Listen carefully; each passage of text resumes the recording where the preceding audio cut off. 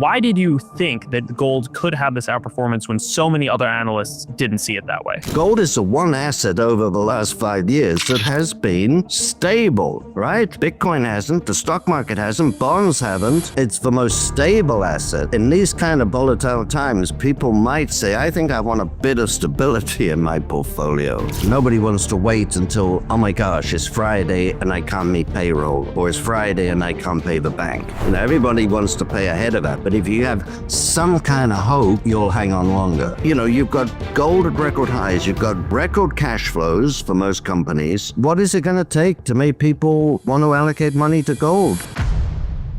Welcome back to the Gold Exchange Podcast. My name is Ben Nadelstein. I am joined by my good friend, the CEO, chairman of Adrian Day Asset Management, the one and only Adrian Day. Adrian, welcome back to the show. Well, thank you, Ben. It's good to see you again. We saw each other, I think, in New Orleans last time, live.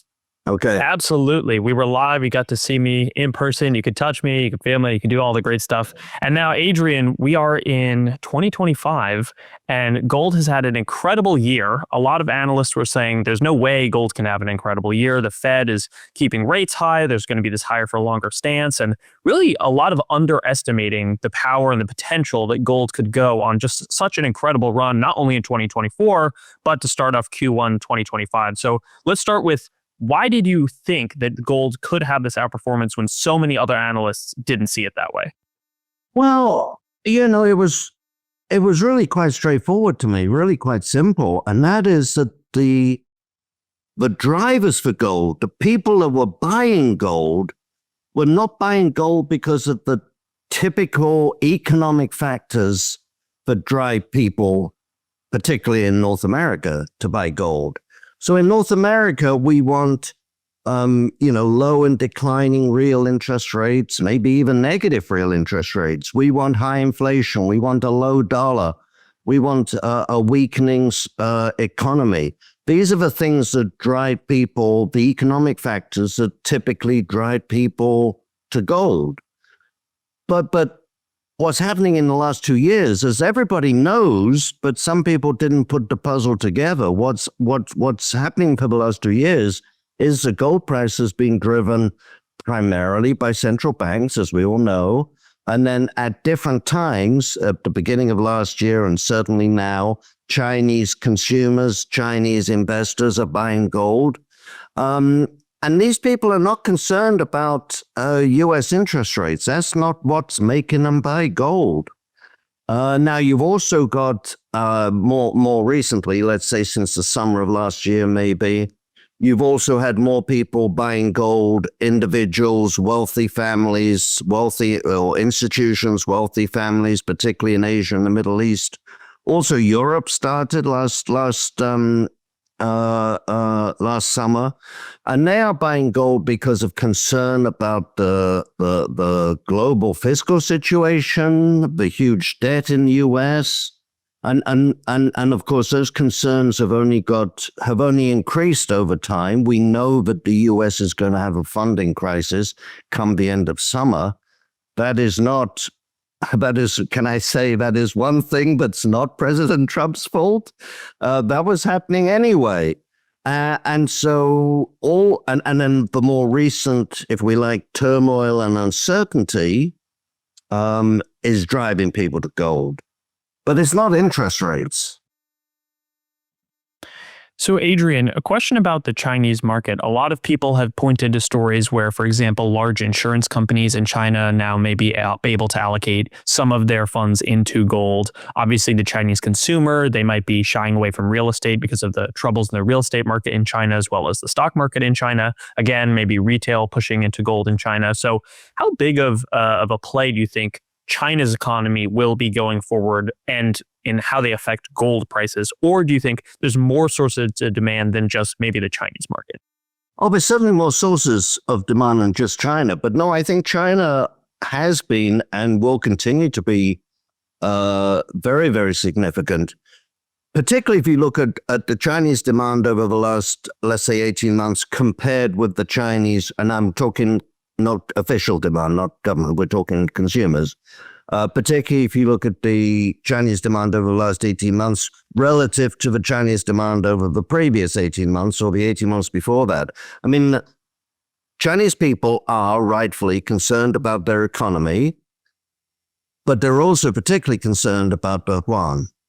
And those concerns have only increased with the tariff conflict, because, of course, one way for China to resolve the tariff problem from its own point of view is to devalue the yuan.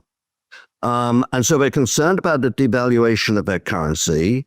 As you say, they don't want to buy real estate. They're suspicious of the banks. They don't want to just keep it in the banks. And they can't buy crypto.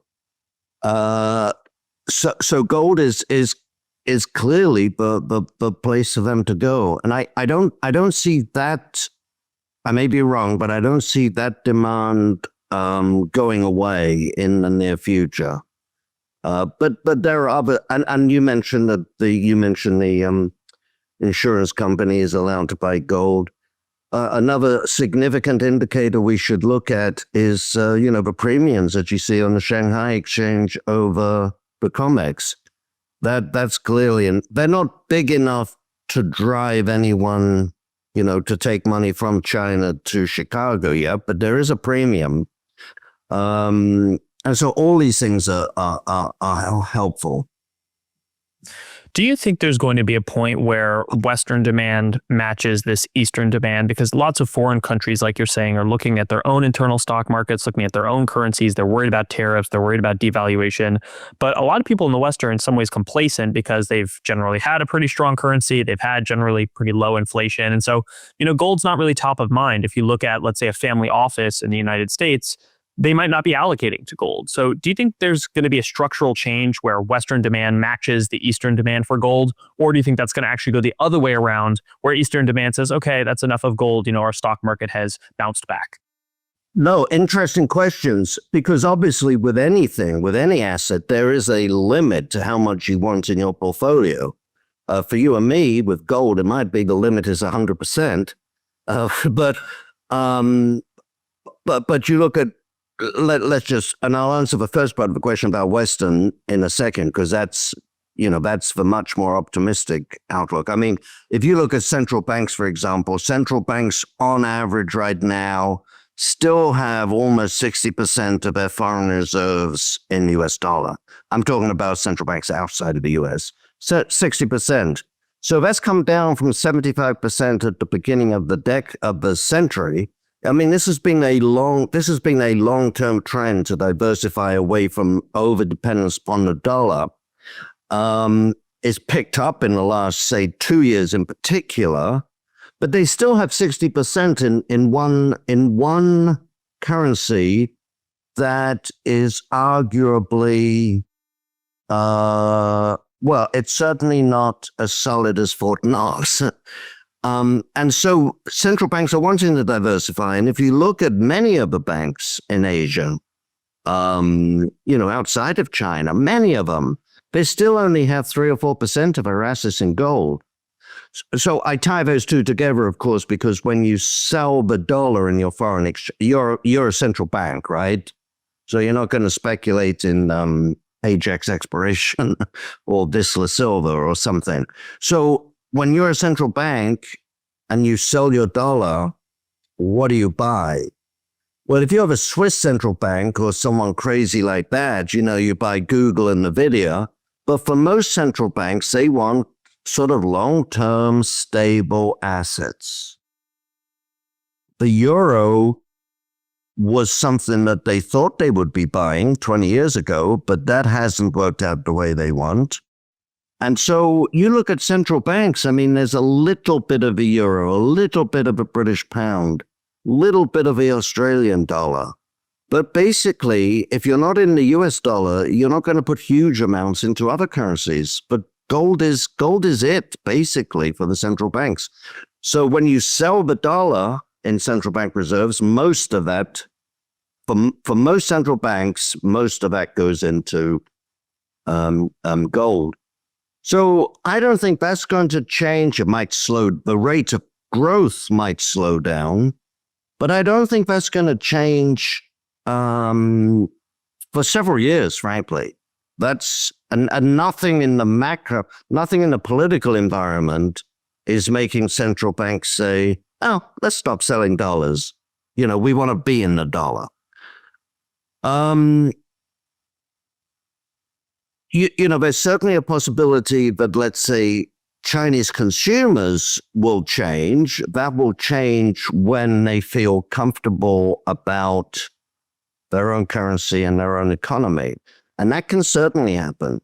But I don't see it imminently, but that can certainly change. Now, when that changes, what will happen is there'll be a pickup in jewelry demand because we've seen a huge decline in jewelry demand. Not huge, sorry. We've seen a decline in jewelry demand as they buy physical, for protection. But we will certainly see a decline in gold buying overall if Chinese consumers typically become comfortable with their own economy and currency. But the Western investor is interesting. As you know, the best way to look at it from my point of view is the ETFs.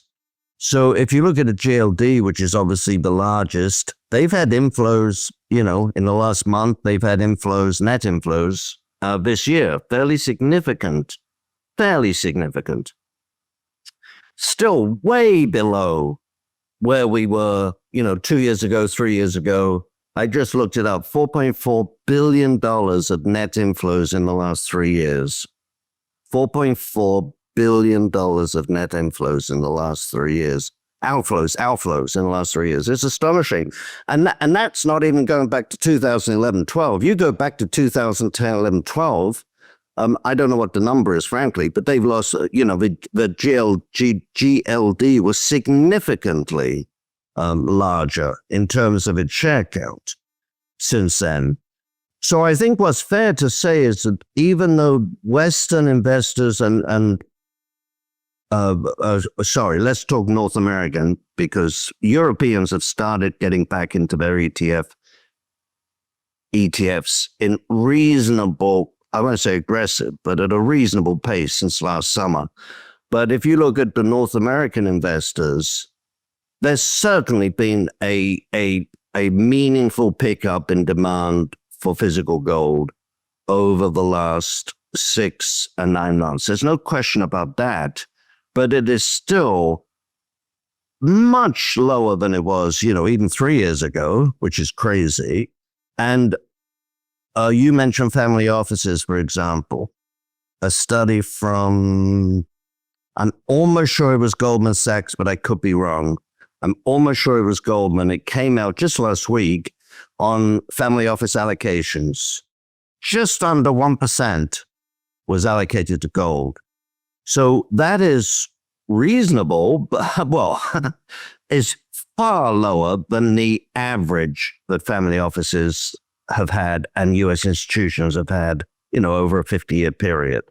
Numbers vary, but because, we don't have those, we don't have such good numbers, but it's the average for U.S. investors is probably around 2% in physical. You may have better numbers than that if you go back over 40, 50 years. So family offices are just under 1% right now. If you look, Bank of America did a study, admittedly last year, but their study showed that 78% of all investors say they have between 0 and less than 1% invested in gold. I wish they'd asked the question, how many of you had 0? Because they just asked brackets.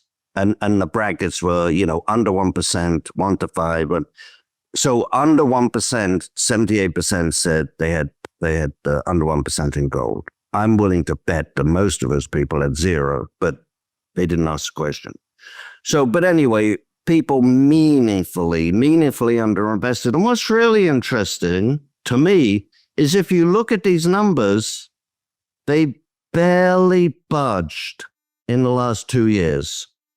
Wouldn't you think, even if they were underinvested, wouldn't you think it would have picked up a little bit? So for the Bank of America study that I mentioned, the number for last year was identical to the number from 3 and 5 years ago. There's been no pickup among general investors in gold. It's astonishing. Now, the big question is, of course, will that change? I think it will change.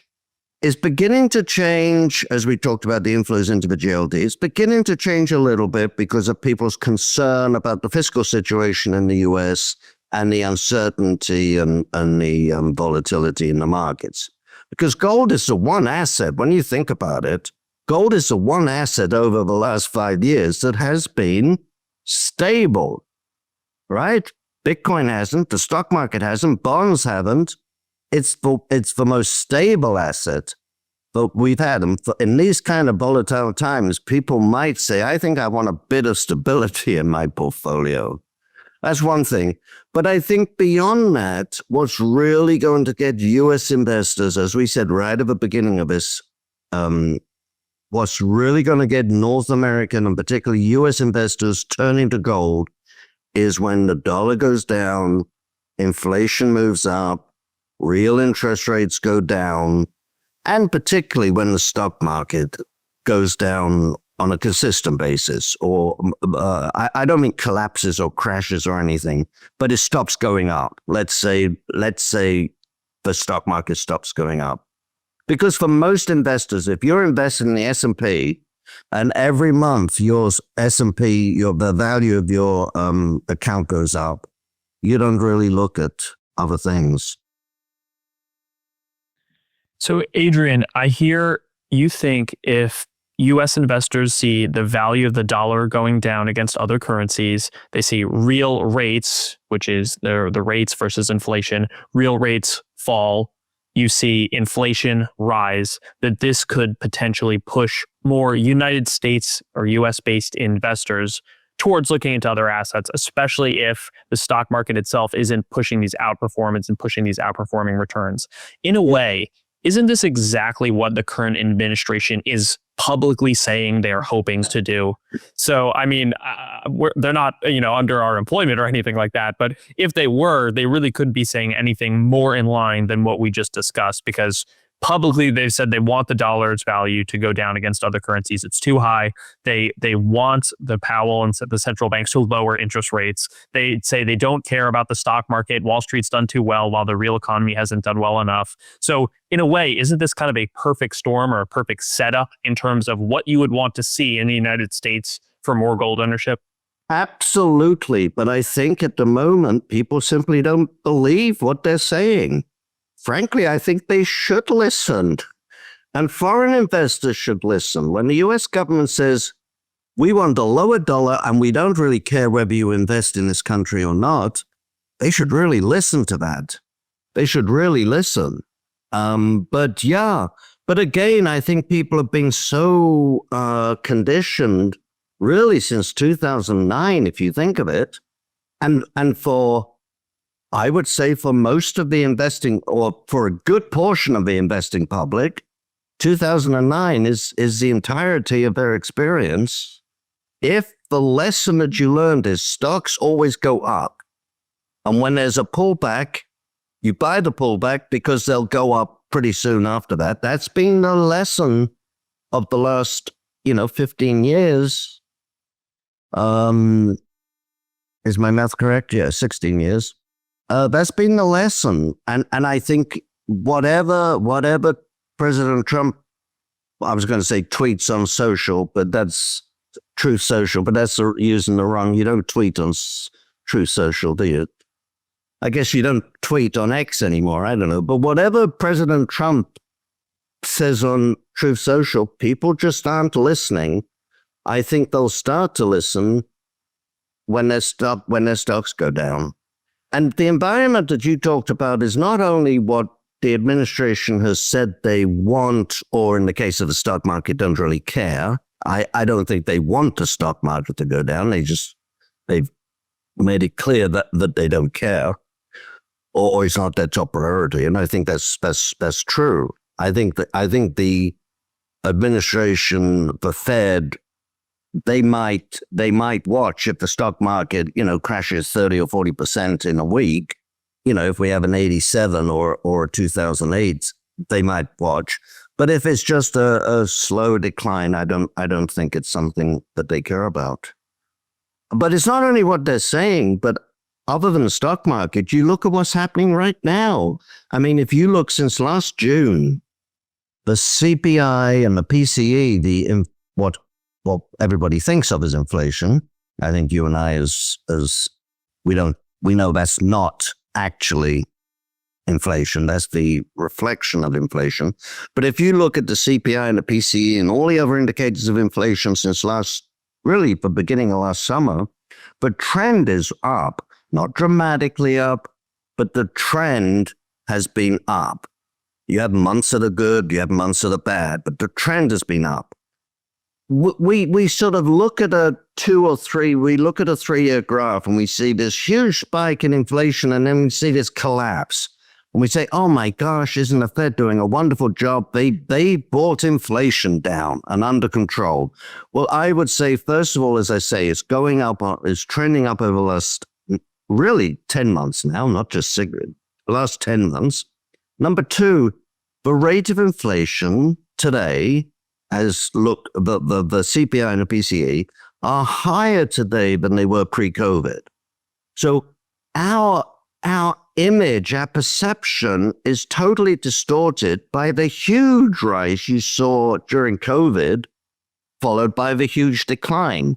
But you take that out of the equation, and we're higher than we were pre-COVID. And then, of course, also, we're still significantly above the Fed's own totally arbitrary, totally ridiculous target, 2% target. You know, to me, 2% inflation year in and year out is not stable prices. But anyway, that's a different. So anyway, we're seeing inflation moving up. You know, they're going to have to lower interest rates at some point. I personally think that, you know, we know Jerome Powell in particular, and maybe other people on the Fed, are reluctant to cut rates because they know inflation is not yet under control. They know that. And Powell in this last conference was, I thought, remarkably, I guess he didn't have much else to talk about, but be sort of honest. I mean, he was quite honest about the fact that inflation was not yet under control. So he's reluctant to cut rates. Personally, I think having President Trump keep yelling at him to cut rates. What did he call him the other day? Was it a fool? A major loser. Yeah, major loser. But he called him a fool or an idiot. Too late Powell. Yeah, there might be something in that. But too late Powell, I think he said he was a fool. Then he went on to say, other than that, I like him. Which, but anyway, but I think President Trump, you know, kind of keep pushing him to cut rates probably only made them resist because they don't want to be seen as just doing what the president tells them to do. But by the end of the year, I think they're going to have to cut rates. And perhaps even more significant than that, although it doesn't hit the general public in the same way, is I think we're going to see QE again. There's very little doubt in my mind about that. I mean, QT is basically over right now. They've gone from $35 billion a month in roll-off to $25 billion this year, just in the last couple of months, from 25, and then last month they went down to $5 billion. $5 billion a month when you've got a $7 trillion balance sheet is it's a rounding error, it's peanuts. Although I'd like $5 billion a month, but anyway, but it's a rounding error. And so they've essentially finished with QT. And, you know, the Fed is going to start, they already are, as you saw in the last couple of auctions, they're going to start buying treasuries, particularly long-term treasuries, because frankly, there's no one else that wants to buy them right now. We're going to see that by the end of the summer before we get to this funding crisis I talked about. Why do you think that there's been such talk and such turmoil around these long-term treasuries? Do you think they're afraid and saying, hey, if we outwardly tell people that, you know, we don't care about them buying treasuries, or even worse, we will actually penalize people who would like to own U.S. treasuries?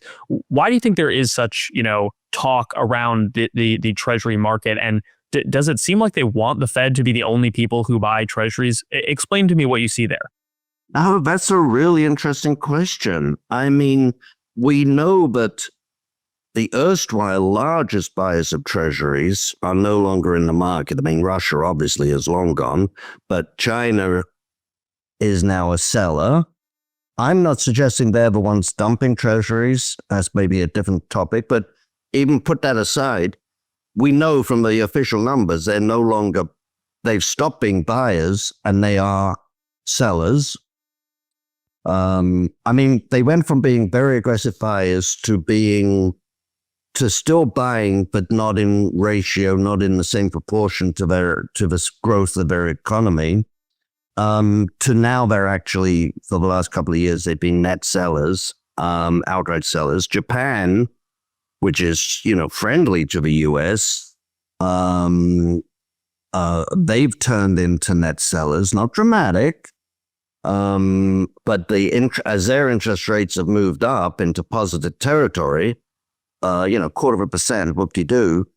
So the interest rate differential still favors the U.S., but it favors the U.S. less than it did before.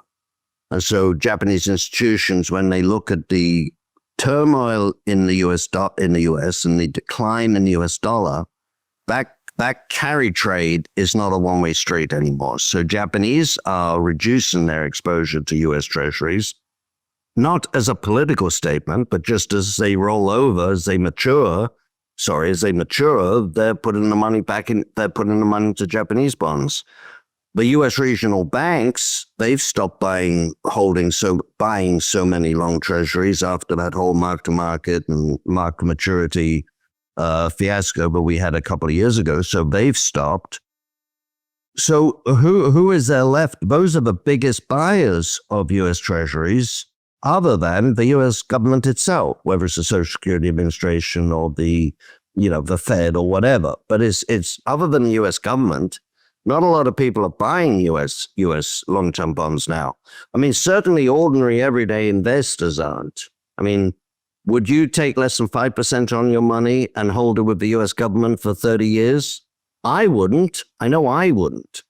So you've got people who must have long duration, like pension funds and insurance companies. They're buying, but they're not buying in increasing numbers.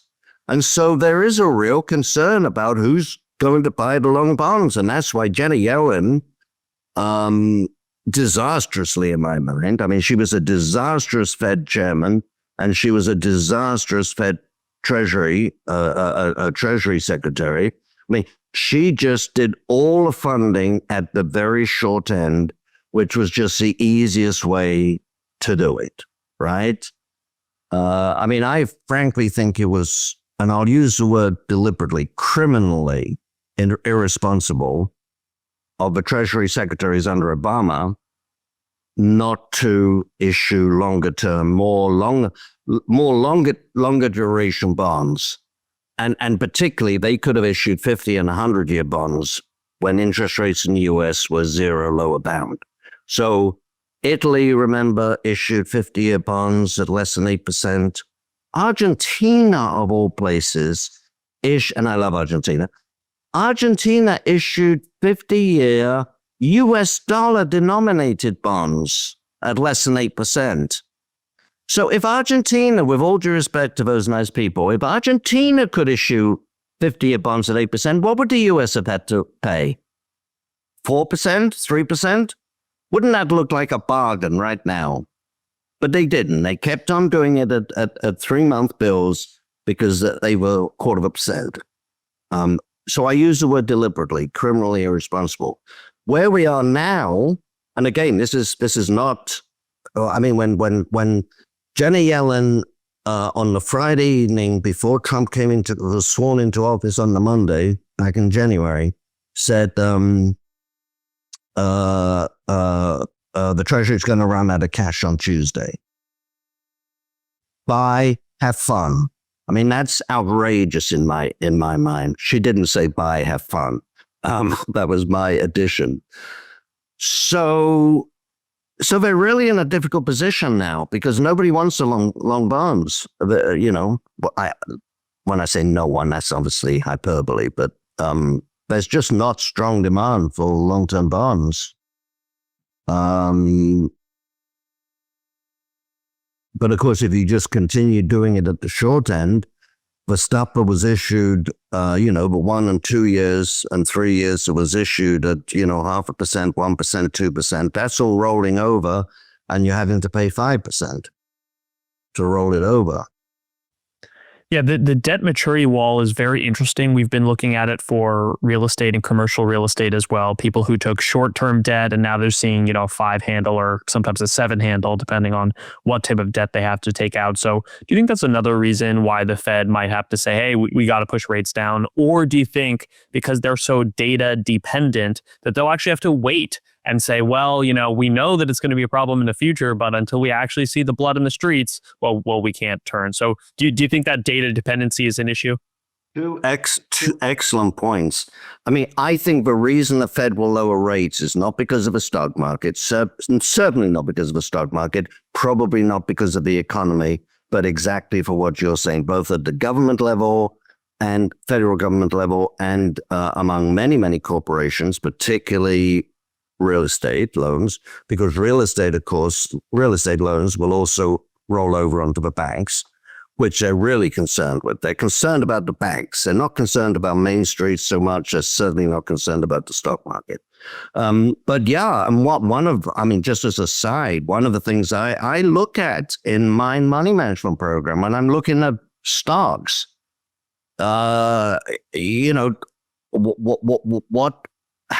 is a company with debt, and there are companies where you expect to have debt, like, capital intensive industries, whether it's real estate or mining, you expect those companies to have debt. I want to see how have they managed their debt maturities. And you look at a company like Freeport, for example, which has always been very proactive and very good at extending their debt maturities further out. You look at a company in the lending business like Ares Capital. They've been remarkably nimble at, buying back their shorter term debt, buying back their lower cost, their higher cost debt and rolling it over into longer term maturities. A lot of real estate companies have done that as well. But as you say, there's just far too many that have short-term debt. And if you look at corporations in America generally, 2026 is the big funding wall. Now, as you said, if you borrowed money 5 years ago and you're a AAA company or let's say a AA company, I don't know how many AAA companies there are left anymore, but let's say a single A or a AA company and you borrowed money 5 years ago at maybe 6 or 7%. And now if you roll it over, you would have to pay 8 or 9%. That's meaningful. And if you're a less than investment credit, or if you're a B company or something, you probably paid, 7, 8%, but now you'd have to pay 9, 10%. That's meaningful. And 2026 is when the big wall comes. It does it for the private sector. It doesn't really come this year. But of course, you always get, there's always someone that has a problem earlier. It doesn't all happen at once, obviously. You hit, just going to the second part of your question. Absolutely. The Fed, for many, many years now, really ever since Bernanke, they've been focused on the data, and increasingly so under Jerome Powell. I mean, to me, frankly, let me start by saying I rarely have anything good to say about the Fed or any Fed chairman. I almost began to have sympathy for Powell at his press conference last week for a lot of reasons. I mean, they are in a very difficult situation. As he said, employment is sort of picking up as the economy declines, and inflation is kind of picking up and stubborn. So they are facing this dichotomy that is only going to get worse. And so I did have a little bit of sympathy, and I thought he did a good job trying to say, how we balance those two considerations. But one thing I thought was frankly quite pathetic is this insistence on waiting until you see the big data. I mean, my goodness, we know, he had questions on this. We know how many ships are leaving Shanghai for the US. We know how long it takes them to get there. We know what the inventories in the US are. We've heard from multiple CEOs, not just tearing their hair out, but laying off people and cutting capex expenditure. I mean, just earlier in this week, Wynn Hotel, Wynn said they were suspending all of their capex projects, including a renovation of their tower suites. It was about to begin. They're just suspending them all.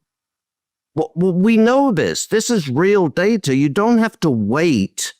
You don't have to wait until June until you get May's, the end of June until you get May's data. You don't have to wait for that. It's going to be too late by then. So I definitely criticize the Fed. And as I say, under Powell has become much more data dependent. Data by its nature is backwards looking, right? I mean, if you listen to 50 conference calls and every single CEO is saying the same thing, I would say that you're justified in still reacting, but in reacting to that. And what do you see the dangers between a reactive Fed versus a proactive Fed? Obviously, if there's a proactive Fed, there's different dangers than if there's a reactive Fed. Yeah, of course. The obvious problem with being reactive, and not just reactive, but waiting for these big headline reports, which are always 3-4 weeks late. So by the time you see that kind of report, things probably have got even worse. What's the danger in being too reactive?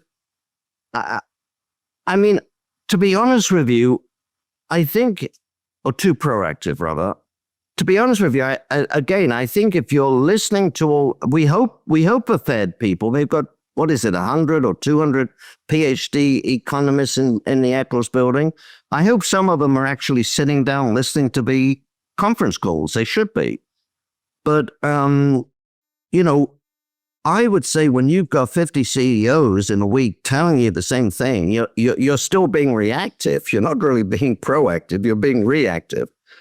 I mean, the Fed could have just done 0.25% to say, we're paying attention to what's happening. And if things turn out not to be as bad as we thought, we might even increase it back again. I think that would have been a help. Everything's a help at the margin, right? So, you look at, I mentioned Wynn, but this is sort of hypothetical because I don't quite know how. But if Wynn says we're postponing this $750 million contract that we had, where we're suspending this operation, so all the contractors, you're not getting the job. All of their subcontractors, it might be half of their business, a quarter of their business, a tenth of their business, but you're not getting the job. And the guy says to himself, oh my gosh, I just lost another job as well. I'm not getting this one. I've still got to pay on the line of credit to my bank. Well, just to cut the interest rate, and he's saying, do I lay off people? Gosh, these people have been with me for 10 years. Do I lay them off or not? Just to get a lower rate on because all these lines of credit are variable rates, just to get a lower monthly payment might make him say, I'll hang on to my people a little longer. So all these things have an impact. Even a small interest rate cut has some kind of marginal impact, but it also sends a message. Hold on for hope because, hey, we understand that there's issues in the economy and that, high rates are exacerbating those issues, actually not helping those issues. Right. Right. And nobody wants to wait until, oh my gosh, it's Friday and I can't meet payroll, or it's Friday and I can't pay the bank. Everybody wants to pay ahead of that. But if you have some kind of hope, you'll hang on longer. Adrian, as we come towards the end of our interview, I want to talk about gold miners. So early in the discussion, we talked about how few U.S. investors own gold as part of their portfolio, often less than 1%, maybe mostly 0% own gold. So what is the argument for gold miners in this environment where gold, even at all-time highs, even with an incredible performance, is seeing such lackluster allocation in portfolios? What is the argument for gold miners, which are even, further out on the spectrum than just gold itself? Sure. Well, let me just say, first of all, I've always said, and I'll say it again, if someone has no exposure to gold or just 1%, I think you always start with the physical, right? I mean, I would still buy the physical here as a defensive insurance measure. But you're right. I mean, everything we said about U.S. attitudes towards gold, we could multiply by the gold stocks. And whereas there's been a tiny little shift in the last month or 6 weeks, a tiny shift in the inflows into the gold miners, we're seeing it in the fund that I manage, the Euro Pacific Gold Fund for Peter Schiff. We're seeing a little bit of inflows. You look at the GDX, for example. The GDX has had, over the last month, has had some days of inflows, some days of outflows, but the net is still outflows.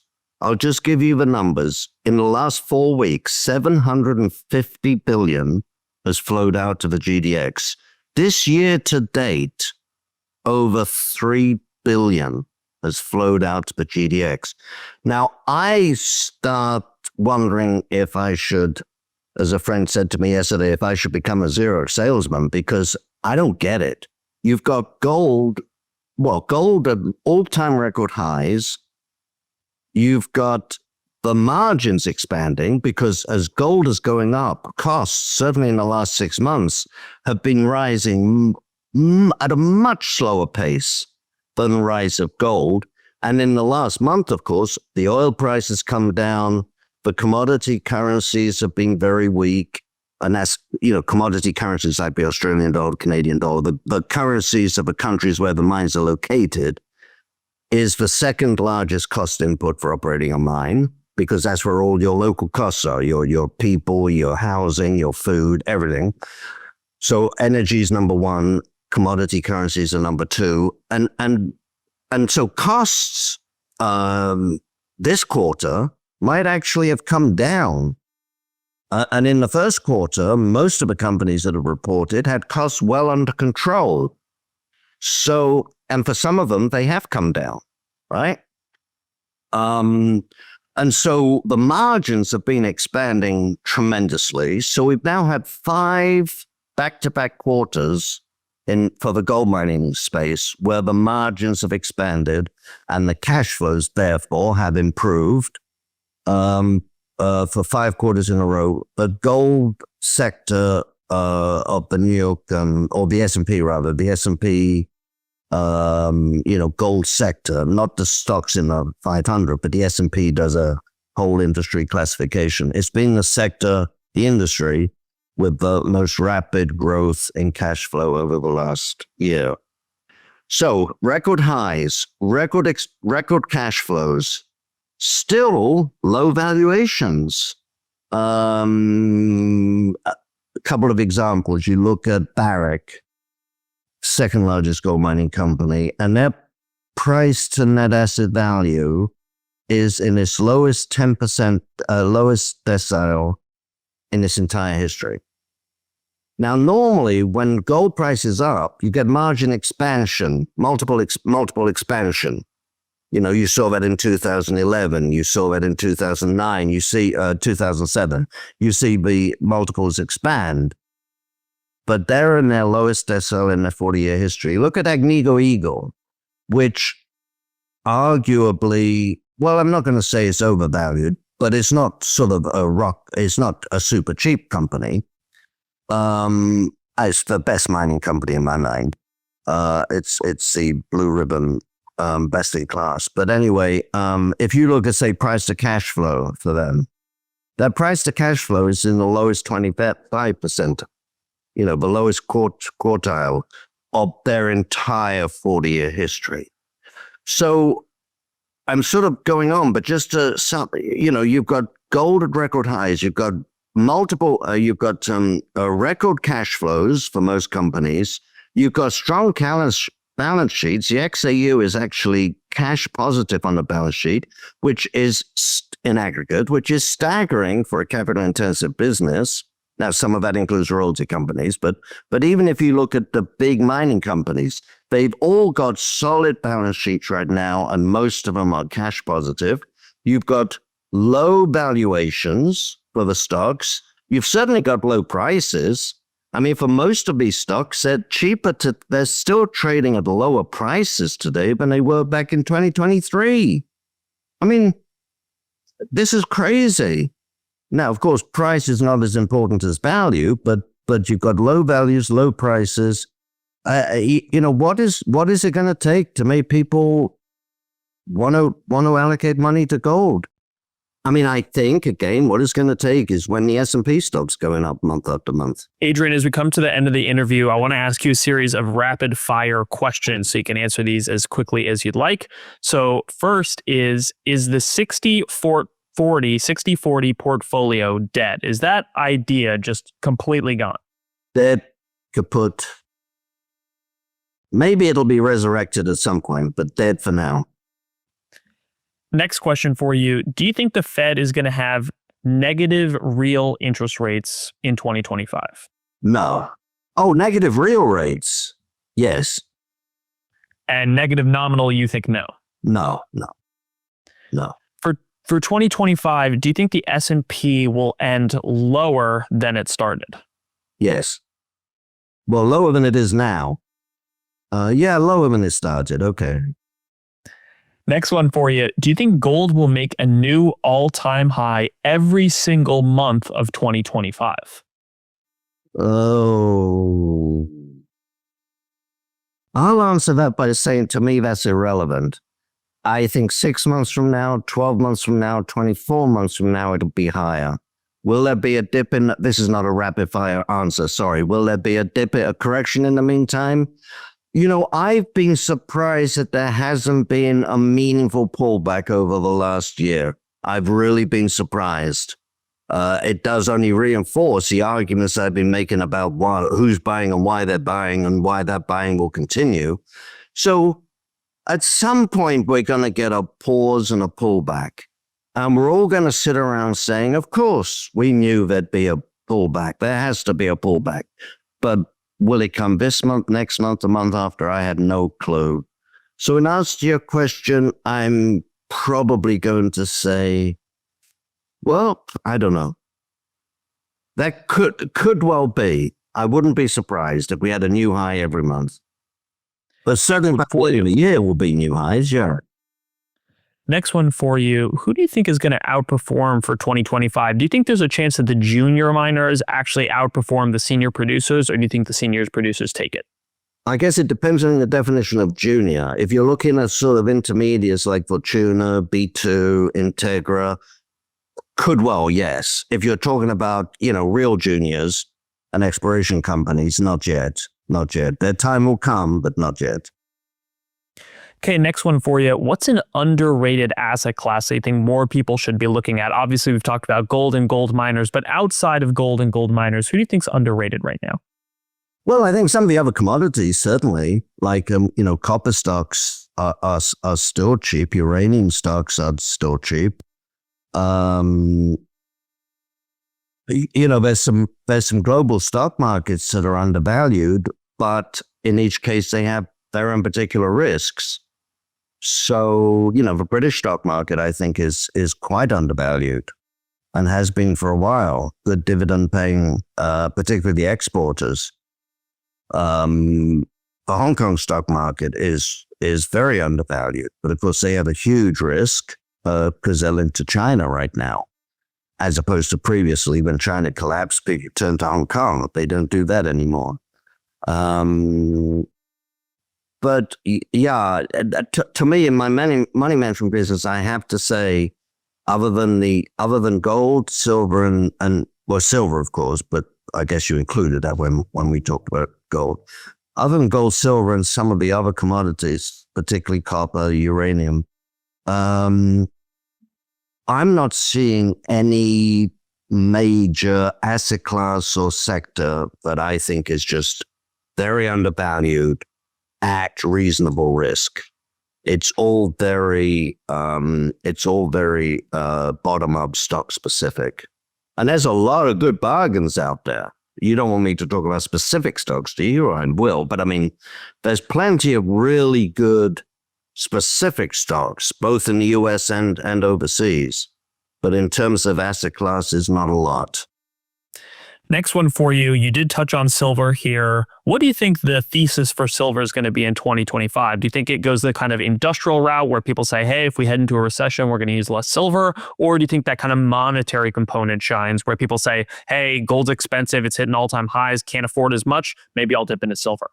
I think the latter. And the interesting thing is that typically silver has continued to trade as a monetary metal. It obviously hasn't done as well as gold, this year or just the last month in particular.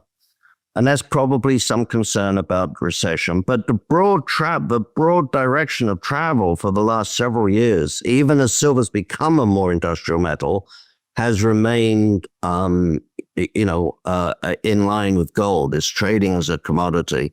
And if you look at most of the industrial uses for silver, they are probably less likely to decline as much as other industrial uses. I didn't explain that well, but if we have a recession, yes, we're going to see lower demand for solar panels, for example. But I don't think, given the incentives that people give, the tax incentives, given some of it is large-scale solar farms where you can link up with the grid and get rebates and so on, I don't think that demand is going to slow as much as we might expect in a recession. Next one for you. Do you think the blockchain, the AI, the kind of technology theme that's been happening in the last year, do you think that's going to fizzle and people are going to look back towards real assets like gold and silver? Or do you think actually that theme is going to continue, but gold and silver are going to be swept up in that theme as well? No, I would say the former. Yeah. Next one for you, Adrian. What is a question I should be asking all future guests of the Gold Exchange podcast? Oh, I wish you'd asked me that question before I came on. Well, I think one good question to always ask, we should always ask ourselves this question is, what is the big risk that I'm not really seeing? What is the big risk, but I haven't put enough weight on? Obviously, by its nature, it's difficult to answer a question about what's the risk you're not seeing, because you're not seeing it. But what is the thing that could change? And right now, honestly, I'll answer that is it's really very, very difficult to see something that is going to change what's happening to gold. With one exception. I mean, even if President Trump tomorrow wrote on Truth Social, hey guys, just kidding about everything. Don't worry about a thing. We love the dollar. We love the stock market. We like stability. No tariffs for anyone. Just kidding. We're not going to go back to where we were before it started. So, a strong dollar, a strong global economy, low interest rates, low inflation, but and balanced budgets everywhere in Japan and the US. But we're not going to get there. That's not likely. The biggest factor, I would think, the biggest risk would be a which I wouldn't rule out, although it's not my base case, but a very, very deep global recession, which by its nature means people simply don't have the money, to buy. In 2008, there were people saying, I want to buy real estate, I want to buy gold, but I don't have any money to do it. And that's the kind of scenario we could see. Now, it won't be as deep as it otherwise would be because central banks, of course, continue to have the money. So they can continue to buy, but other people maybe not. Adrian, with all your years of experience in asset management, Don't remind me. what's something that you can tell some other investors or younger investors or newer investors? What's something you've changed your mind about? What's something you feel like you've learned or kind of gleaned in terms of wisdom over the years? Well, I mean, I hope I've learned an awful lot, some of it very, very specific. I think, I think a couple of things. You've got to balance patience with, paying attention to things that are changing. And, that's a difficult balancing act. I mean, I think some of the biggest mistakes I see people make might seem as though they're opposite mistakes. One mistake is just being too eager to always trade. And some of the best investors that you can think of, like Buffett famously, like John Templeton, but, they didn't have a Bloomberg machine on their desk staring at prices all day long. And I think that's one of the mistakes that we make is we look at prices and we react to little changes in prices too quickly. And on the other hand, you get people who buy things and after 10 years, they frankly forgot why they bought it. They forgot who told it. They don't even know what the company does anymore. But because it's down, they won't sell it. I mean, I can't tell you how many times I've heard people say, well, I'll sell it when I get back to break even. And I said, to invest your investment goal to break even. So those two things might seem opposites, but they're really not. One of the things I do is in our portfolio, it's on a continuum. I classify assets that I buy, specific assets, into core assets, and then at the other extreme, what I expect to be short-term trades. And I think what's important is that you don't kind of change your mind. If you bought, let's say, Franco-Nevada, as, well-established, great company, large, well-diversified, great balance sheet. This is my core exposure to the gold space. Well, don't dump it because something happened at Cobre Panama, because that company, which is a great company, will bounce back. Conversely, if you bought something for a short-term trade because they've got a drill program, well, don't hold on to it because the drill results weren't quite as good as you thought they'd be, and the stock's down 50%. Have a plan and don't be rigid and obstinate, but have a plan and stick with it, is the advice I would give. Adrian, it's been so fun speaking with you. Where can people find more Adrian and more of your work? Well, I don't know if anyone wants more Adrian, but it's adrianday.com. And on that, we've got... we got interviews and videos and so on. Adrian, thanks so much for speaking with me today. Well, thank you so much. I really enjoyed it. I can't believe an hour's gone. I know. We could spend here all day, and maybe the viewers will tell us that we need to. Okay. Thank you. All right. Thanks so much.